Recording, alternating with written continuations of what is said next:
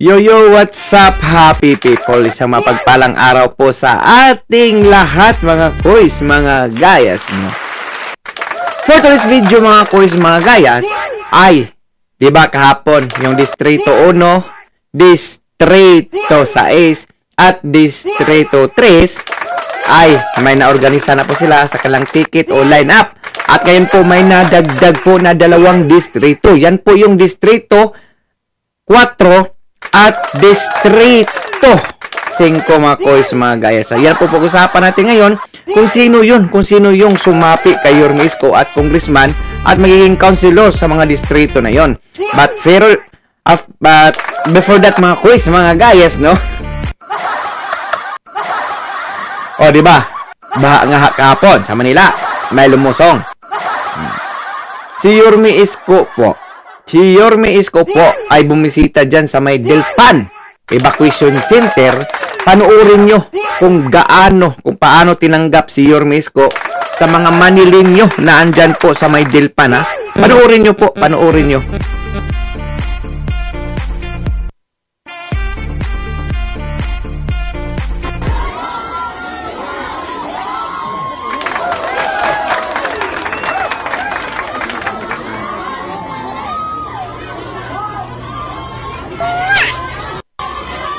Grabe, oh. Grabe yung tao.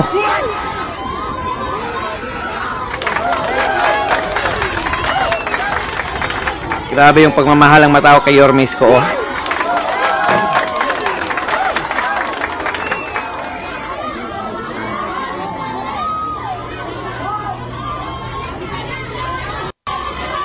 Diyan mo makita yung tunay na suporta ng mga tao. Ayan. Sa may Delpan po yan, evacuation center. Diyan po marami po talagang mga Manileño na nasalanta po ng bagyong Karina.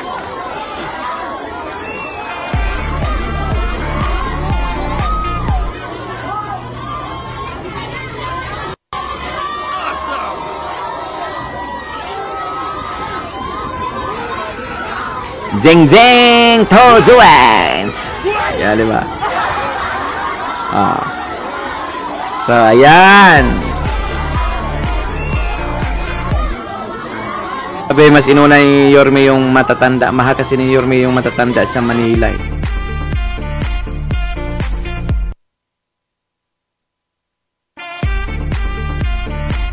So, ngayon dadako naman tayo, mga kuys, magaya sa Distrito 4 at 5 kung sino itong congressman at mga konsiho na ayan na po sa kay line-up o ticket kay Yorme Isko Moreno, ha? So, ito pupunorin natin, ha?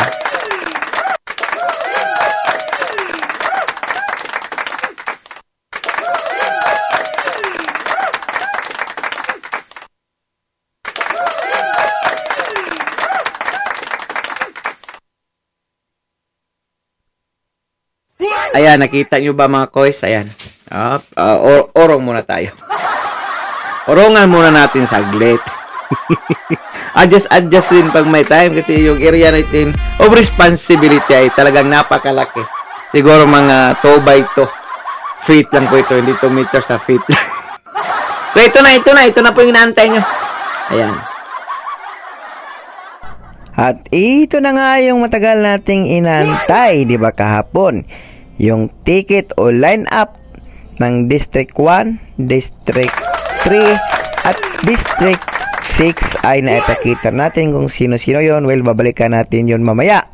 So, nabuo na rin po yung Distrito 4 at Distrito 5. So, ito yung line-up o ticket sa kanilang mga distrito. So, dito po, makikita natin sa District 4. Ayan na.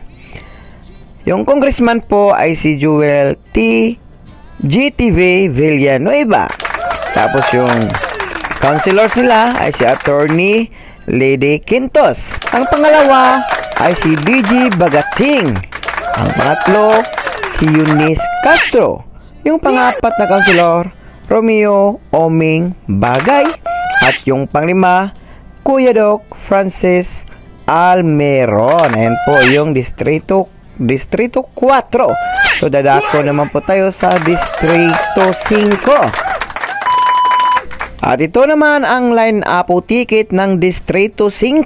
Ayan. Yung councilors, Monio Pangko. Pangalawa, GB Hazon. Pangatlo, Chi Atienza. Pang-apat, Bobby Espiritu. Panglima, Chi Borromeo. Pang-anim, Mac Ignacio. Ayan po sa Distrito 5 or District 5. Please take note po ha. Ang lahat pong nakalagay dyan ng mga pangalan ay kung hindi pa po buo o kulang ay magbabago pa po yan. Depende po sa kanilang desisyon sa bawat isa. At makikita nyo naman at na may marami pang kulang kagaya ng mga congressman or kulang sa councilor. Asahan nyo po bago po mag-filing of candidacy, mabubuo na po yung ticket na binubuo o line up na binubuo ni Yorme Isko Moreno at Vice Mayor Ali Atienza. So, balikan po natin yung District 1, District 3, at Distrito 6. So, ang kulang lang po ay Distrito 2. Siguro, today po magaganap. So, andito na po yung ticket sa may Distrito 1 po. Ayan po. Sa pagkakonsihal, nanguna po dyan sa pangalan. Sa listahan si Joaquin Dumaguso, yung gwapong anak ni Yorme Isko, aktor. Ayan po. Pangalawa po si Jesus Fajardo Jr. Ayan po. Tapos yung pangatlo, si Irma Cruz Alfonso. Tapos yung pangapat, Nina Neva. Tapos yung palima, Ayan Bansay Neva.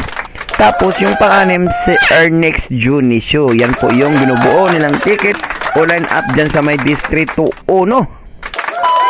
At para naman po sa Distrito 3, ayan na. Magingay at ipakalat ang magandang balita sa mga action nila team ay narito na. Siyempre, Mayor Isko Moreno for Mayor at Vice Mayor si Ali Atienza. At kulang pa po yon. At kulang pa po ang kanilang councilor dahil tatlo lang po ito. Ang councilor po na doon ay si Tol Zarcal, si Paul Mr. Excitement Alvarez, at si Chris Tadley. Ayan, kulang pa po yan ng tatlo. Siguro maghanap pa sila para sa line-up na yan mga quiz, no? At dumako naman tayo sa Distrito 6. Ayan. Mayor Isko Moreno, Vice Mayor Ali Atienza, at yung congressman nila, si Joey Uy. At yung konsihal nila or councilors ay si Doc Mercado, Christian Oy, Lo Veloso, Elmer Para. Ayan, kulang pa po yan ang dalawa. Siguro naghahanap pa po sila, no? Ayan.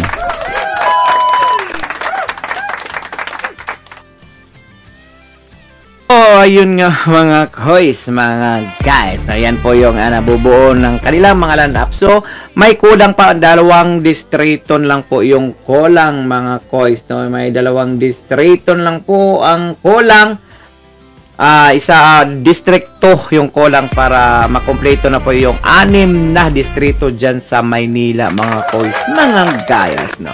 So, yun nga po talaga mga koys ay talagang siguro mabubuo yun before po mag-filing of candidacy this October, no?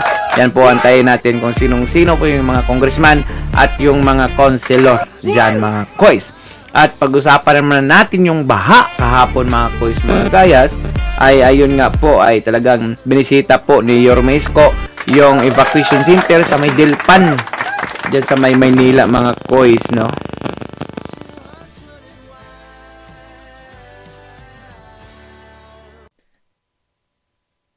So, ayun, no? May dalawang, may dalawang distrito na lang. Distrito lang po yung kulang para mabuo na po mga koys. So, yan po yung abangan natin. So, kung yung nangyari nga kahapon, ay grabe yung tuwa ng mga tao nang binisita po nila. Binisita po sila ni Yorme Isko dyan sa may Dilpan Evacuation Center, mga koys, mga guys. So, doon mo makita yung pagmamahal ng mga tao kay Yorme Isko Moreno na handa po talaga silang tanggapin si Yorme Isko, suportahan sa pagdating election midterm 2025, mga koys, mga guys, no? Dahil alam po talaga nila kung sino yung karapat-dapat na magiging mayor muli dyan sa Maynila, at ramdam po nila yung serbisyo publiko ni Yorme Isko Moreno nung sa panahong siya pa ang leader o mayor dyan sa Maynila, mga koys. Yan po yung talagang sigaw ng Manileño. Yan na po, palakpakan Manileño dahil yung sigaw nyo was granted na po ni Yorme Isko Moreno. Yung bilis kilos man ng Pilipinas na walang iba, nasa gidli lang ha, na si Yorme Isko Moreno. So talagang ayan po, muli namang siguro magniningning ang kamay nilaan. At muli na namang siguro mawala na po ito. Mawala na po ito sa riskiest kasi panglima po ang Maynila. Pero sa panahon po ni Yorme Isko Moreno, alam nyo naman na talagang Hakot Award po ang City of Maynila. Kaya dyan po siguro nila mararamdaman na makikita naman nakakaiba ang magserbisyo ang ating butihing Yorme Isko Moreno. Sir Yorme Isko Moreno, Sir Yorme. Nako. Para naman tayong Kuya Germs nito pag after ng eleksyon dahil wala na namang tulugan. Alam niyo yun naman na pag serbisyo publiko si Yorme Isko Moreno, yung 8 oras niya gagawin pang 24 hours. Arat po yan. Wala po yang inaatrasan. Yan po ang ating butihing Yorme Isko Moreno, mga koys. Talagang mapapawaw ka na lang talaga. Talagang yung safety ng yung city, yung pagsusuporta sa mga taong nangangailangan, mga ayuda, siyempre, yung mga matatanda, mga lulu't lula, ibabalik na ni Yorme Isko yung tamang halaga ng kanilang benefits o benepisyo na balita natin ngayon, dili at kulang po daw. Dili at kulang yung kanilang natatanggap na ayuda sa mga senior citizen dyan sa Manila, yung mga Manileño. Isa din po yan sa ipinangako ni Yorme Isko na huwag kayong mag-alala. Ibabalik natin yan kung ano yung natatanggap nyo noon sa ako pa ang mayor dyan sa Maynila, mga boys. So, pagdasal po talaga natin, mga boys, na sana po umupa na po yung bagyo at ulan dyan sa Metro Manila. Dahil alam naman po natin na talagang napakababa po talaga yung area, especially dyan sa Maynila. Mas mataas pa siguro yung level ng tubig dagat. Talagang mag-ingat po kayo dyan. At makinig po sa utos ng ating pamalaan kung sakaling kailangan na kayong i-evacuate. Yan po. Wala po kayong ibang gagawin kasi free naman pagkain talaga doon sa evacuation center. Wala po kayong ipag-alala doon. At sa in terms po sa mga pagkain. Okay? At dahil umabot po kayo sa dulo ng ating video, may karapatan po kayong mag-like, share, and subscribe. At yung mga bago naman po dito, isang favor naman po, pakisuportahan po ang ating buting Ma'am Melcy. Yan po. Nasa comment section po yung kanyang YouTube channel. Dahil isa po din yan nag-promote, nag-share, nag-spread sa mga legasya, advokasya ni Yorme Isko Moreno. At isa din po yan siya sa nananawagan na bumalik na si Yorme Isko din. Manila man o sa senator, dahil alam naman po natin na si Yorme Isko talaga in terms of public servant ay talagang walang makakatalo yan.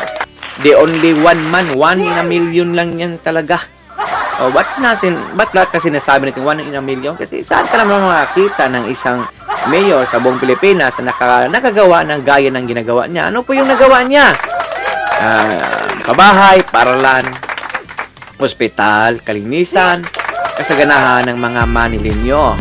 Ayan. So, yung mga Luzon, Visayas dyan, antay-antay lang po kayo. Ang panahon mismo magsasabi na si Yorme ay andyan naman siya sa nasyonal. Well, kailangan mo muna niyang babalik sa Maynila dahil medyo kitang-kita naman po natin, real talk naman po na medyo madungis na talagang Manila. Real talk po yan, hindi po yan paninira. Kasi nga, kung malinis pa yan, kung hindi ba tumataas yung krimen dyan, hindi naman yan malilista sa PIP ang 5 na riskiest na to tourism sa buong mundo mga kois, no. So talagang ibabalik po ni Yorme Isko kung ano yung kalinisan dyan doon, kung ano yung safety ng mga tao dyan, mga turista na papasyal dyan, ibabalik po. Huwag po kayong mag-alala. Abangan nyo lang sa Bloombirds, ayan. Hakot award naman yan. Alam naman natin, pag si Yorme Isko Moreno nagsiservisyo ay talagang yung effort sa trabaho, dedikasyon sa trabaho, talagang hindi mo talaga may pagkailat yan kay Yorme Isko kasi andyan na talaga, ready-made na po si Yorme Isko kasi yung mindset niya, kagaya niyan, kahit hindi pa umabot yung bagyo, asahan nyo na may ayuda na sana kayo. Iba yung mindset ng ating buteng Yorme Isko Moreno kumpara po sa iba. Okay? Please follow, like, and share, and subscribe. So for now, I'm God Manila. God first, God bless all. Peace. Bye-bye for now. Abangan nyo po, baka mamaya mag-ikot si Yorme sa Distrito 2 para sa kanyang ticket online app. Okay? Bye-bye. God bless all.